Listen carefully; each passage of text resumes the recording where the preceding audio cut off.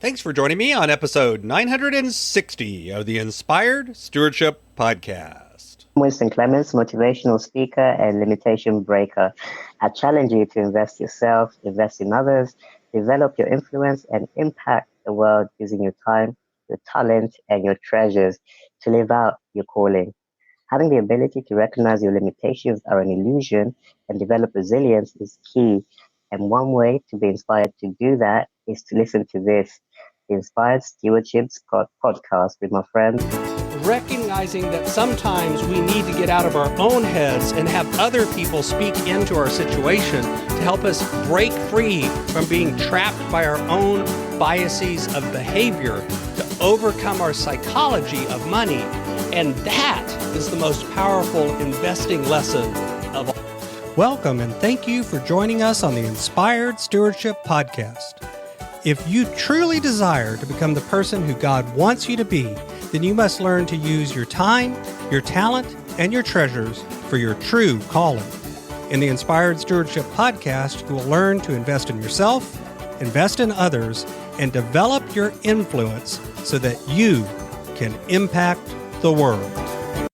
In today's episode about investing in yourself through stewarding your treasures, I talk with you about why it's less about what you know and more about what you do when it comes to investing.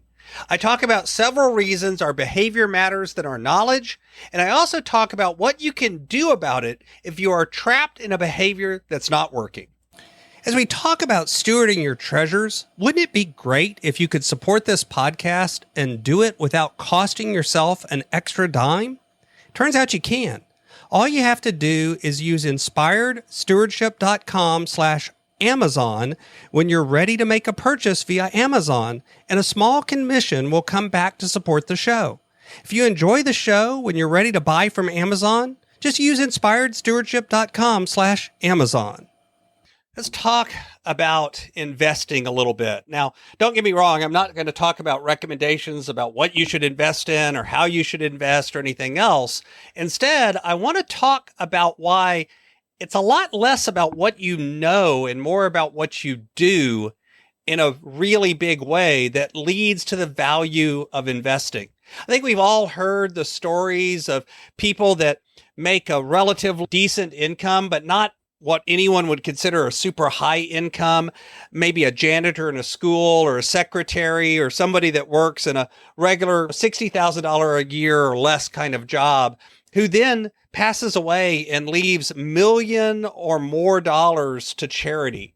I know of one case where a woman left over $7 million to charity at the age of 100, and she'd been basically a secretary her whole life, making a good income, but never making $250,000 or $1 million a year or anything like that.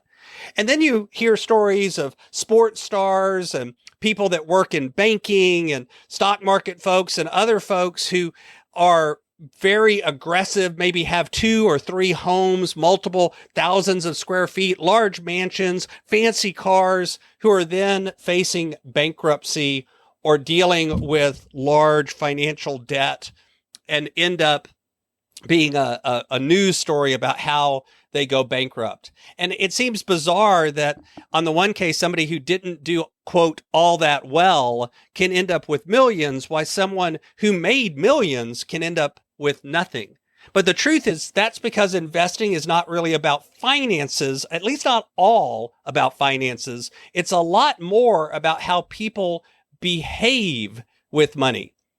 Behavior is really hard to teach, even for smart people, because it's not about formulas. It's not about tools. Behavior is what you do instead of what you know. And what's interesting is when you talk to people about investing, a lot of the books and a lot of the studies and a lot of the experts will talk to you about what you know, and they won't talk to you about what you do in terms of behavior. They talk about what to do, but they don't talk enough about what happens in your head and in your heart that causes you to not do so well when you actually try to do it. And I wanted to talk about a few different things that kind of highlight how this works. One tendency that we have is called the earned success or deserved failure fallacy. It's the idea that we tend to overestimate the role that we have and underestimate the role of luck and risk. And we fail to recognize that luck and risk can actually be two different sides of the same coin. We often think about people in terms of they deserved where they got. People that don't have anything didn't try hard enough or they failed, when sometimes, in some ways, it also has to do with just the luck of the draw, the timing. Did they open the business right before a pandemic? And how did that affect them? So oftentimes failure is caused by mistakes, but sometimes it's also caused by just bad luck. And success is often caused by doing the right things, but sometimes it's just caused by good luck. And anytime there's risk and chance involved, there's also luck involved. And that's pretty much everything at some level. Another one, what we would call cost avoidance. This is a failure to identify the true cost of a situation. And we tend to emphasize the financial cost and ignore the emotional prices, ignore the emotional factors. If you want a new car and it costs $30,000, you could pay $30,000. You can buy a used one and maybe save some money. You can steal it. There's all sorts of ways you can finance it. There's all sorts of ways you can get it. And some of them are obviously bad. Stealing it, outweighing the upside there is the downside, so we wouldn't do it. And yet we often look at things and think we shouldn't have to pay a price for returns.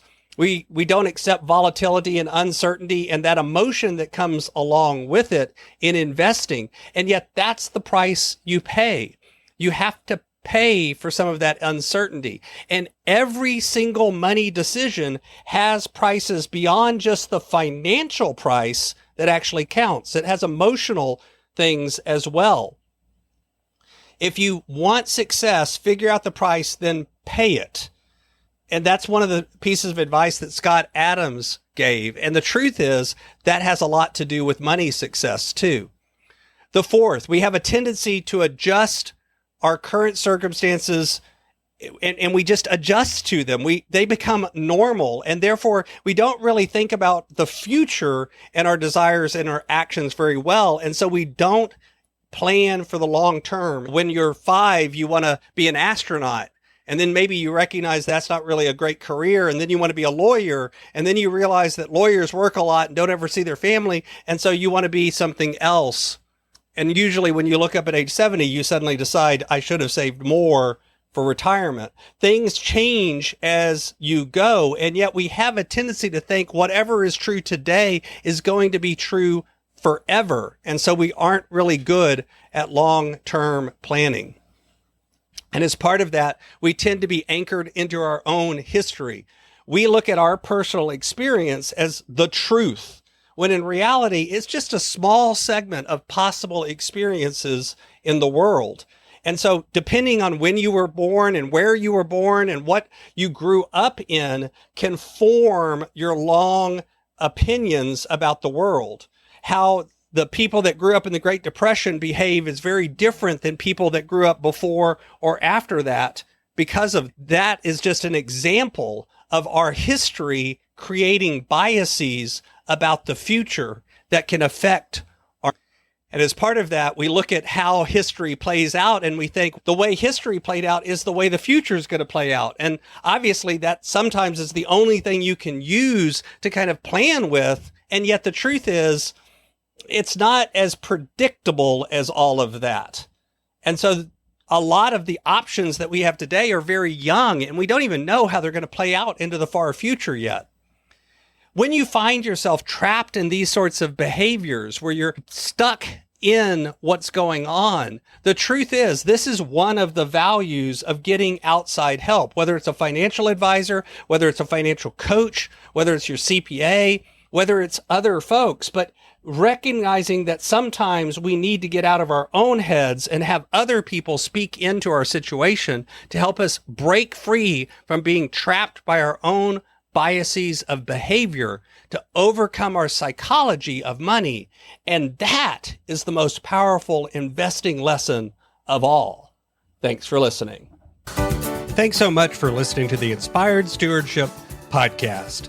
As a subscriber and listener, we challenge you to not just sit back and passively listen, but act on what you've heard and find a way to live your calling. If you like this episode on the stewardship of treasures, you can sign up for our treasures tips by going to inspiredstewardship.com/treasures or text in the U.S. 44222 treasures tips.